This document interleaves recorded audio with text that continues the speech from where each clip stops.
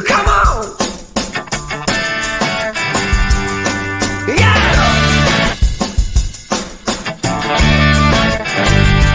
Here we go! Yeah! 1, 2, 3, 4! Come on! Let's go!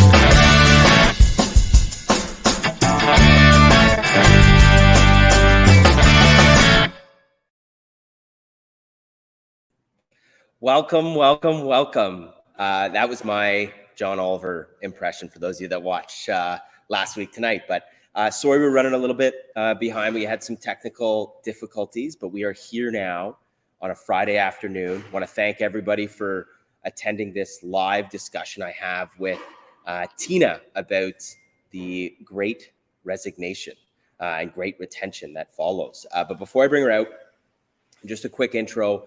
I've been lucky enough to have known Tina for, probably 10 years at this point, going back to CIBC, and actually had the opportunity and the privilege to represent her on multiple occasions from a hiring perspective.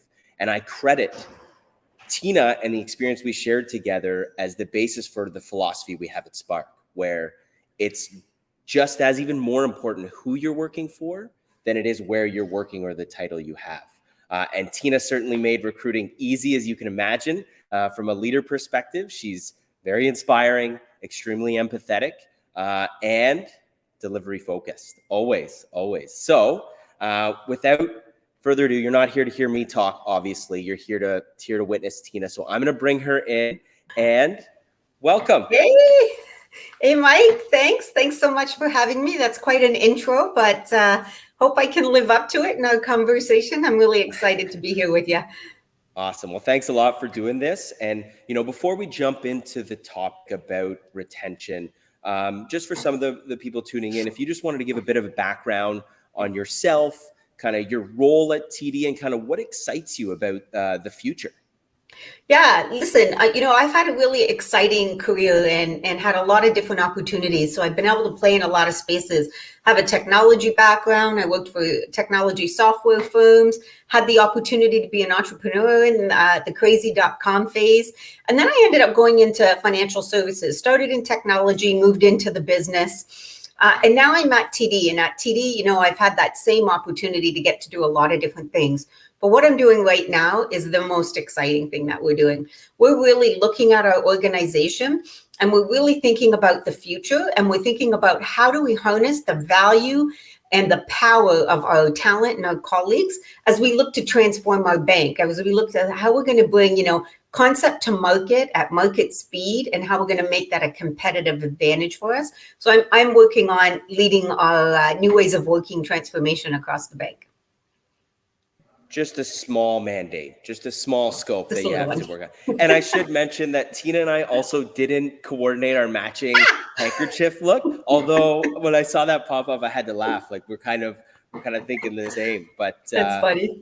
As we transition to the Great Retention, I'm kind of reminded of a challenge that faced a lot of the telcos and the banks before about the cost of acquiring new customers being pretty expensive.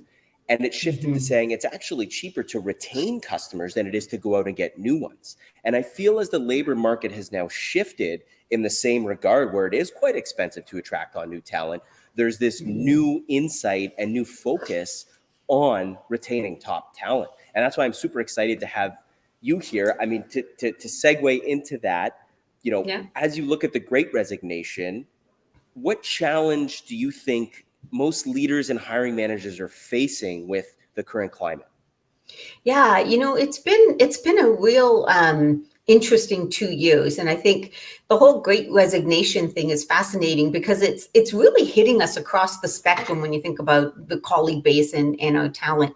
It's not about people who are at the ends of their career just retiring. It's really about people taking a look and saying, am I really doing valuable, rewarding work? Do I feel rewarded and good about the work I'm doing? Am I having a positive impact? They're looking for more as they're going to work every day. It isn't just about go to work, get paid, and live my life because I'm really working so that I can do those things. It's really made people think, am I doing what I really want to do? And that sparked people to take a new path, resign and do something else. And so it's been really interesting to go through this. I think one of the things that, as leaders we have to do is help to connect our talent to the things that are important to them. And how do we make sure that, they are feeling like the work they're doing is rewarding, like it's having an impact, like your organization is connected to community and having a social impact. So it's been really an interesting experience because it has really shifted our mindsets when we think about our talent and how do we support our talent and how do we motivate them and how do we retain them really. And do you find that this is something new? Has it always been there and now the focus has been shifted there because of the remote nature of work or just the massive hiring going on? Like, have you seen it shift or has it always been there and now it's just more important? Yeah, you know what? I think it's been there, but I think it's more important now. And I don't just think that this was something that was sparked by COVID necessarily.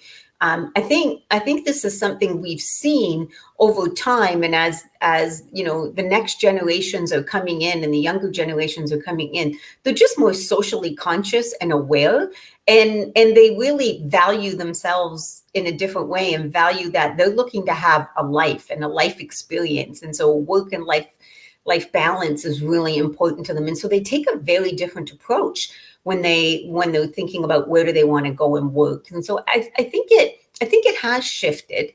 It's been there to a degree, but I think what motivates them now is different, and I think that's become amplified.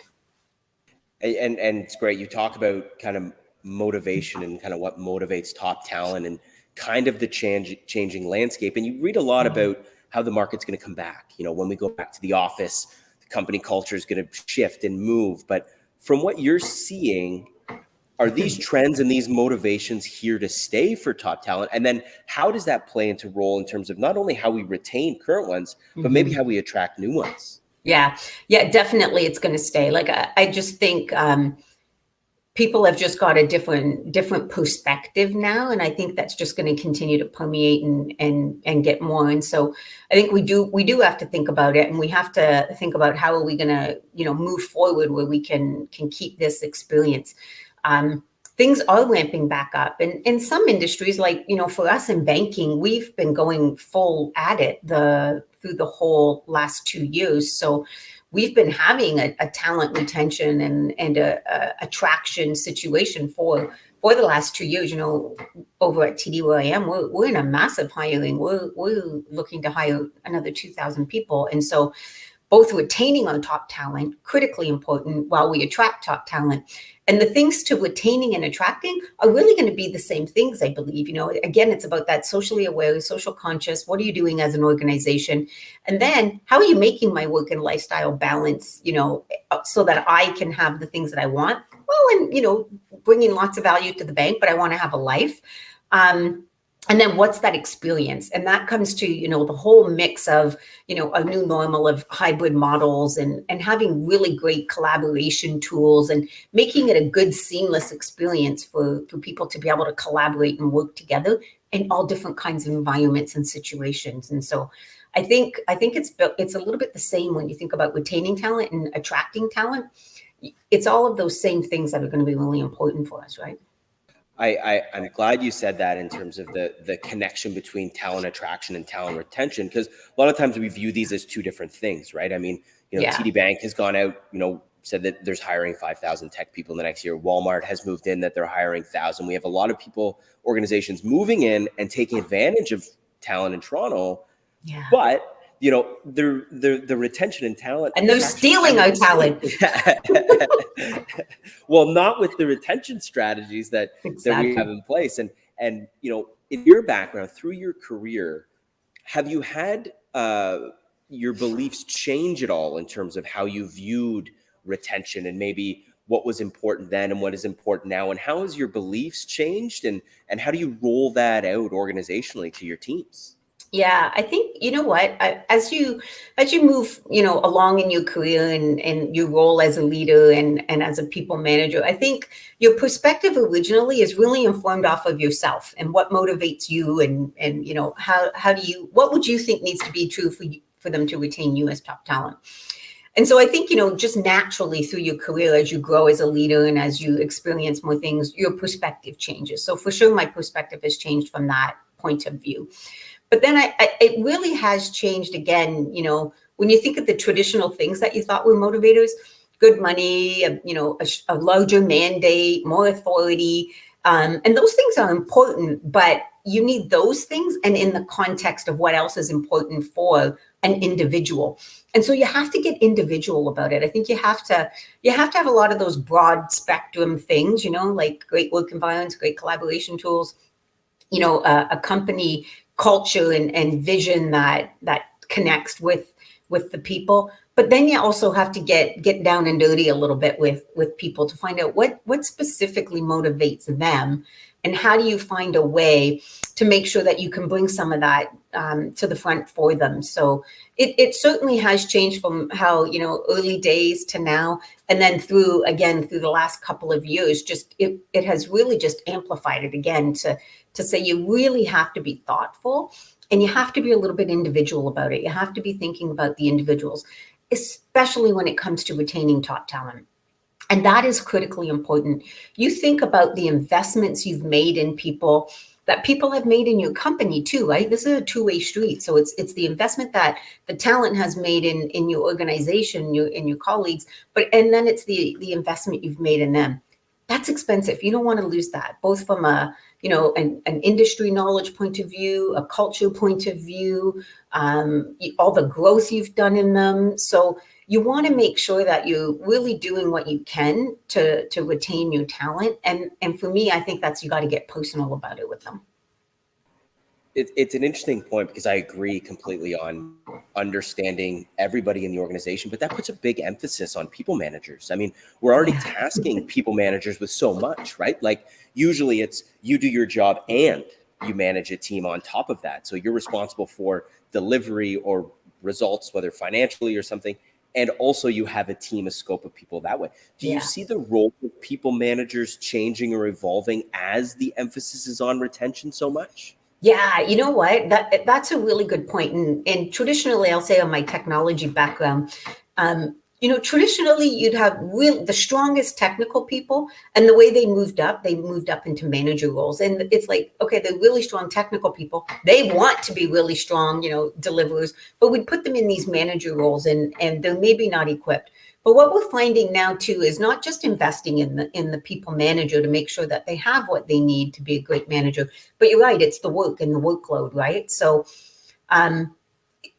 you got to you got to balance that, and you have to really think about it in terms of, if you have that kind of a structure where the people managers are also managing the work, you have to make sure that you've got that ratio right, so that they have the time and energy to be able to grow the talent. They cannot be full out 100% trying to deliver outcomes for you and still be developing your talent. So if you've got that model, you have to think about it, and you have to get that ratio right so that they have that time and energy. And then you got to train them and equip them to make sure they're there. One of the things that we're doing where I am now is we're thinking about the practice model, which is really, really common in consulting. And I've come from a software consulting background as well, where you have a model where people are dedicated to thinking about that colleague experience, that talent development, that feedback loop, and that growth loop. And so that's another way to get at it, to say, either way, the point of it is you've got the right focus and amount of capacity to actually put into developing the talent, because that traditionally hasn't been the way that we've worked broadly in industry, right? Well, and it's interesting you say that, because also, well, first I wanted to know, what is the magic ratio that you found in your career that, and it's probably a range. I don't mean to put you on the Yeah. spot, but what have you found is kind of ideal, especially now that the demands have changed, where there's more. Yeah. Okay, I'm going to say it and then people are going to go, oh my God, we're like 10 times that ratio. Like, I think the sweet spot, and it depends on the work, right? Like, I mean, it depends on the work you're doing and how complex the work you're doing is. But I really think that sweet spot is in that like 1 to 6, 1 to 8 kind of ratio.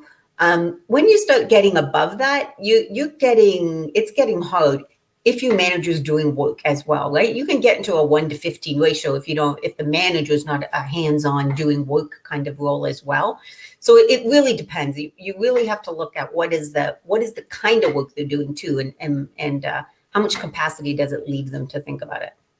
I promise nobody on your team messaged me on the side to ask that question. Yet. But I may get some DMs in my LinkedIn afterwards. You and me both. And the demands of people managers, not only on retaining talent, but they're also more involved in hiring and attracting talent as well, just because of everything. So not only we talk about business results delivering, retaining talent, and then growing a team on top of it. I mean, I do this for a living where I attract talents, my full-time job, and it's a lot. Yeah. I don't have I don't have to manage a team or responsible for any deliverables. So I can imagine it's just putting a lot of strain on people managers.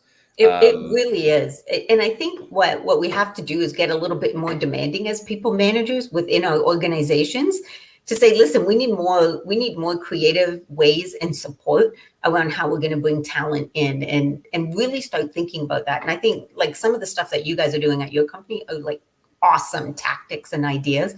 I love the live job profiles and things like that. And I think that's exactly it. Like we got to start thinking about more effective, more creative ways and more support to building and attracting talent. Well, and it ties into this discussion as well as, the emphasis has been on the customer side for a long time. Marketing and sales budgets are huge in terms of how we can grow customers and how we're going to keep them. What products are we going to offer to retain? What loyalty programs are we going to put out to make sure we're retaining? And it just took, the Great Resignation, a big event that actually hits the bottom line, where organizations are thinking, we need to pay attention to this issue, because this is a problem if we have all of our top talent leaving and we can't backfill them fast enough. Now I think the byproduct of this that I'm certainly excited about is there's just more emphasis on this, which is long overdue, but it's really cool to hear, you and some of the initiatives that you at TD Bank are doing in terms of making that a priority going forward. So it's really encouraging that you guys are leading the way, and hopefully others are following behind as well. Yeah, thanks. It's great. And I think you're right, like that virtual, people can work anywhere now. And so we have to really, really focus on it and make sure that we're putting as much energy into it as we do, to your point, when we think about our customers. Yeah, for sure. And the last piece I wanted to touch on is I read a lot about retention. How can you retain talent? And the thing that irks me a little bit, and I don't know if it does, is it people blanket say with like your culture. Your culture is the answer for how you solve this problem. That doesn't make sense to me. And it's almost a chicken and the egg thing, because if you have good retention, then it probably contributes positively to your culture, and vice versa. So I'd love your thoughts on how you think retention impacts culture, and how you can essentially create a culture that, has a strong retention as well. Yeah, you know what? That's a really good point. And I would tell you, even one of the things that drew me to TD was the culture. It had a great reputation for having a real colleague culture, a real commitment and engagement to their colleagues. And so that attracted me there. Now, how did they get there? Were they there before, or was it the colleagues that did part of it?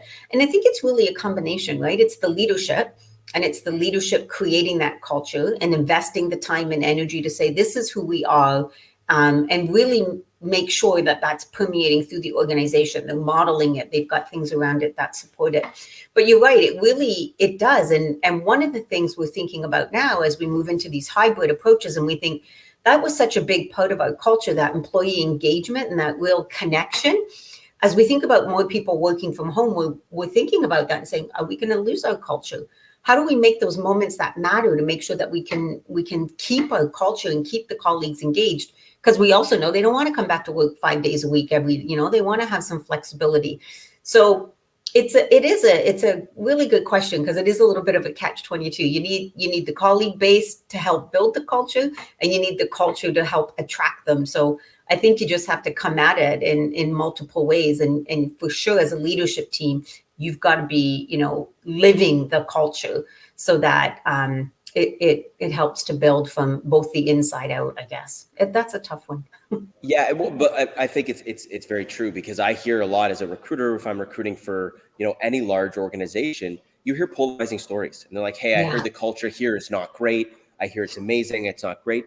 Yeah. And what I've found is it's really dependent on the leadership team, because they're ultimately the reflection of the culture, and the culture can take different forms in the group depending how the leaders create that experience for it to be had. I mean, it's one thing to have a corporate culture policy written down, but actually living that through the leaders is extremely important. And you touched on that kind of some with, now there's more added pressure for people managers and leaders to make sure that, you are ambassadors of the culture and you're creating that positive experience to retain talent. It's just, it seems like it's a very demanding job these days. Yeah. So how do we, it's a lot of pressure on the leader. How do we make it easier? Like, how in your experience, how are you guys structuring up to make it a little bit easier on people managers?